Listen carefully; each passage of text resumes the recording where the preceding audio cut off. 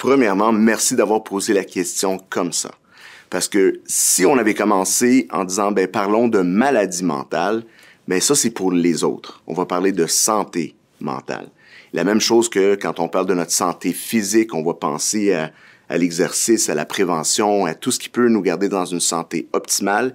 Mais dès qu'on tourne la page et on parle de santé mentale, tout le monde pense immédiatement à la dépression, la schizophrénie, les maladies mentaux. Alors, on va recadrer toute la conversation, puis on va parler de santé mentale.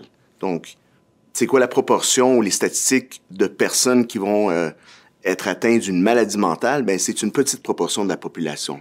Mais combien d'entre nous vont subir une blessure psychologique ou une blessure au niveau de notre santé mentale? Mais ça, c'est tout le monde, sans nécessairement être malade.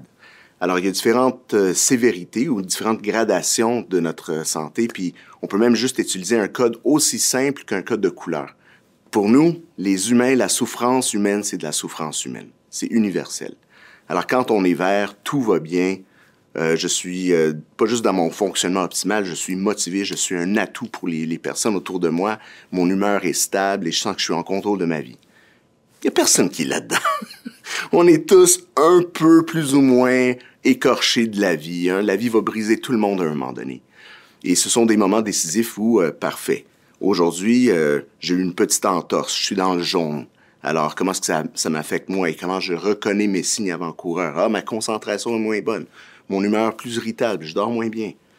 Est-ce que je suis orange, une blessure beaucoup plus grave? OK, là, ça commence à affecter ma capacité de répondre à mes responsabilités, à prendre soin de ma famille, de créer des liens étroits puis valorisants pour tout le monde autour de moi. Ou est-ce que je suis vraiment dans le rouge? Et là, dans le rouge, là, je suis vraiment dans une incapacité. Alors, selon les statistiques, on va dire que 90% de nous sont quelque part dans la zone blessure. Il y a peut-être 10% qui sont dans la zone verte. 90%, nous souffrons en silence parce qu'on a peur de l'étiquette de la maladie mentale. Alors, dans cette zone, on sait qu'une personne sur 5 va passer une période de blessures psychologiques tellement graves qu'ils vont devoir être en invalidité. Mais ça, c'est pour la population en général. Puis ça, c'est juste dans le rouge foncé. Alors, le reste, on est tous, à un moment donné, dans une des zones de blessure.